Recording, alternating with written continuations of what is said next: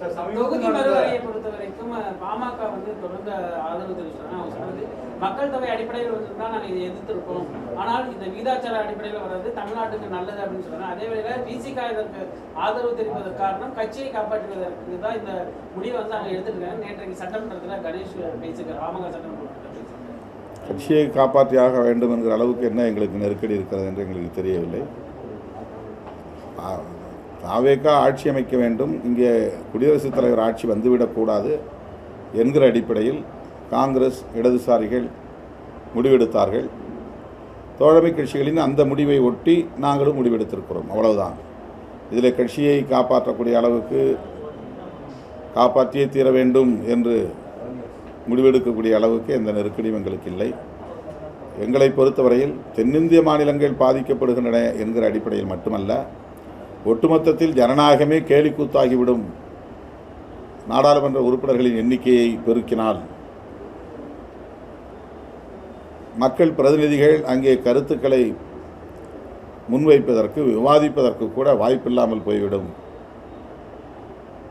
அந்த பிரதிநிதித்துவம் நீர்த்து போகும் என்கிற அடிப்படையில் இந்த எண்ணிக்கையை அப்படியே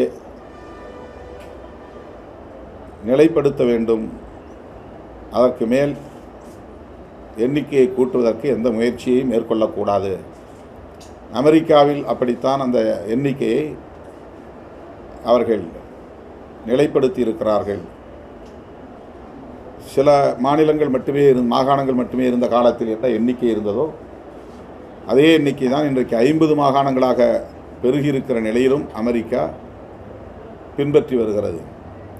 ஆகவே மக்கள் தொகை பெருக்கத்தை பற்றி அவர்கள் கவலைப்படவில்லை. ஒரு அவையில் எவ்வளவு பேர் எண்ணிக்கை இருக்கலாம் என்பதை மட்டும்தான் கவனத்தில் கொள்கிறார்கள். ஒரு அவை எப்படி ஜனநாயகத்தை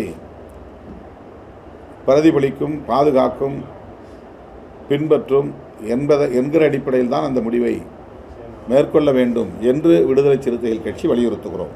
அதில் எல்லோருக்கும் சமமாக 50% எண்ணிக்கையை உயர்த்துவோம் என்பதும் ஏற்புடையதல்ல. நாடாளுமன்ற தொகுதிகளை மறுவரையறை செய்ய வேண்டிய அவசியமே இல்லை. எனவே அந்த டீலிமிட்டேஷன் என்பதே கூடாது என்பதுதான் விடுதலை சிறுத்தைகளின் கருத்து. பாஜகவினுடைய நிலைப்பாட்டுக்கு ஆதரவாக செயல்பட வேண்டும் என்கிற அடிப்படையில் கருத்து சொல்கிறது. அதற்காக எங்கள் மீது அவர்கள் விமர்சனம் வைப்பது ஏற்புடையதல்ல. பொதுக்கூட்டம் இல்லை, மாநாடு. உங்களுக்கு அது பொதுக்கூட்டமாக தெரியுதா?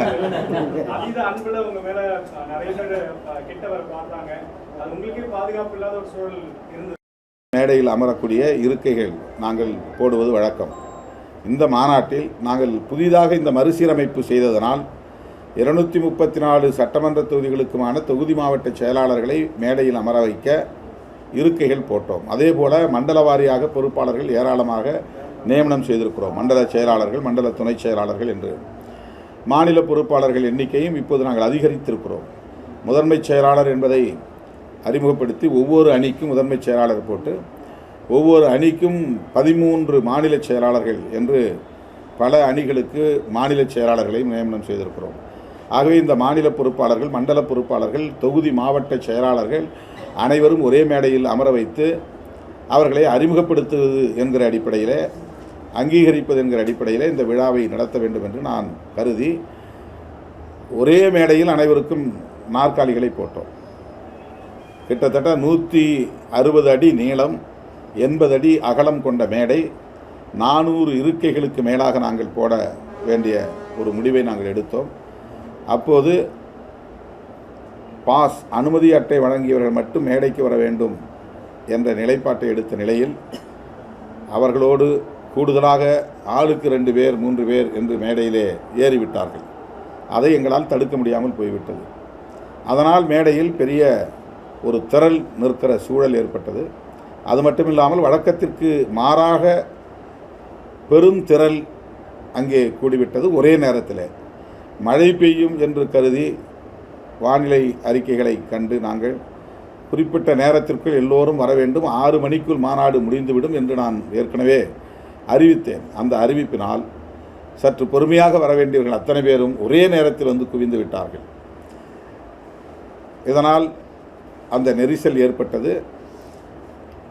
எனவே கரூர் சம்பவம் போல் ஒரு சம்பவம் நடந்துவிடக்கூடாது என்று நான் 2 நிமிடங்களில் என்னுடைய உரையை முடித்துக் கொண்டேன். அவ்வளவுதான். இது எந்த வகையிலும் எமது இயக்க தோழர்களின் குறைபாடு அல்ல. அது நான் எடுத்த முடிவின் காரணமாக ஏற்பட்ட ஒரு விளைவு. அவ்வளவுதான்.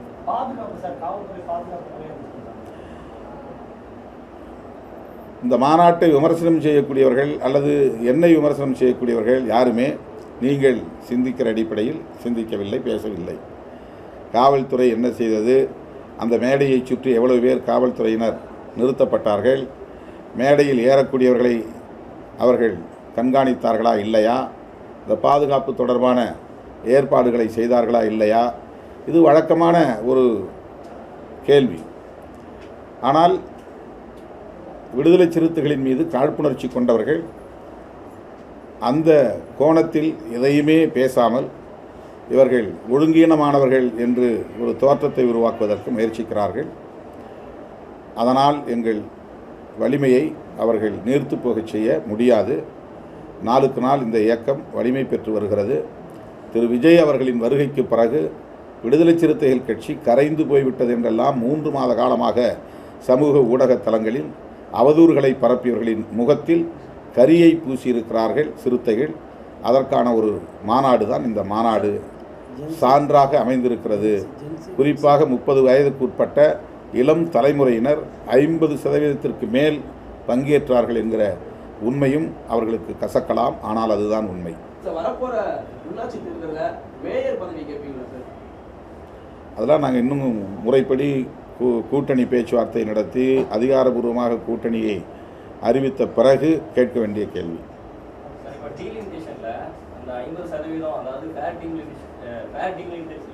அப்படிங்கிறத ஏற்றுக்க முடியாது அப்படிங்கிறது உங்களோட நிலைப்பாடு. ஆனால் திமுக சொல்றது நோ டீலிமிட்டேஷன் கிடையாது, ஃபேர் டீலிமிட்டேஷன் அப்படிலாம் சொல்றாங்கன்னா அப்போ அவங்க மத்திய பாஜக அரசோட கருத்தோட ஒத்து போறாங்கன்னு பார்க்கலாம். நாம் ஒரு யூகமாக ஒரு கேள்விக்கு யூகமாக ஒரு பதிலை சொல்ல முடியாது. ஏற்கனவே நாங்கள் திமுக கூட்டணியில் இருந்தபோது அந்த டீலிமிட்டேஷன் பில் வந்த உடனேயே முதலில் கடுமையான எதிர்ப்பை தெரிவித்தது திமுக. அதை ஒட்டி எல்லா எதிர்க்கட்சிகளும் நாங்கள் ஒருங்கிணைந்து மக்களவையிலும் மாநிலங்களவையிலும் பெரும் குரல் எடுத்து பேசினோம். அதன் விளைவாக அன்றைக்கு அது தோற்று போனது. ஆகவே எதிர்காலத்தில் என்ன முடிவை திமுக எடுக்கப் போகிறது என்பதை பொறுத்திருந்து தான் நாம் பார்க்க வேண்டும்.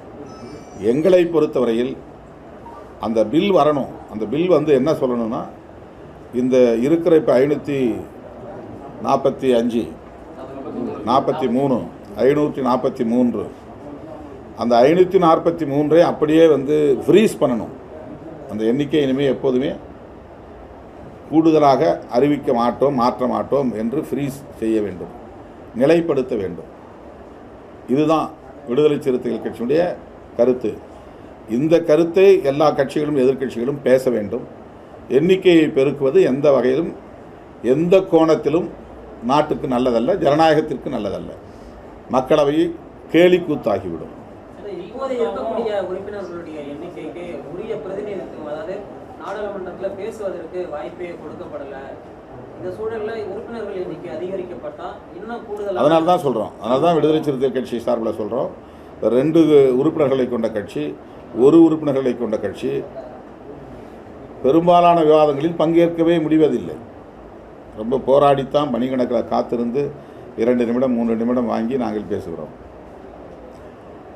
அப்படி இருக்கிற போது எண்ணிக்கை இன்னும் பெருகினால் யாரும் அங்கே எந்த கருத்தையும் பேச முடியாது. 5 வருஷத்தில் 1 முறை 2 முறை பேசுறது கூட பெரிய அபூர்வமாயிரும் நாடாளுமன்ற உறுப்பினர்களுக்கு. ஆக பிரதிநிதித்துவம் என்பது இல்லாமலே போய்விடும். ஆகவே தான் அந்த எண்ணிக்கையே கூட்டக்கூடாது என்கிற நிலைப்பாட்டைத்தான் எடுக்க வேண்டும்.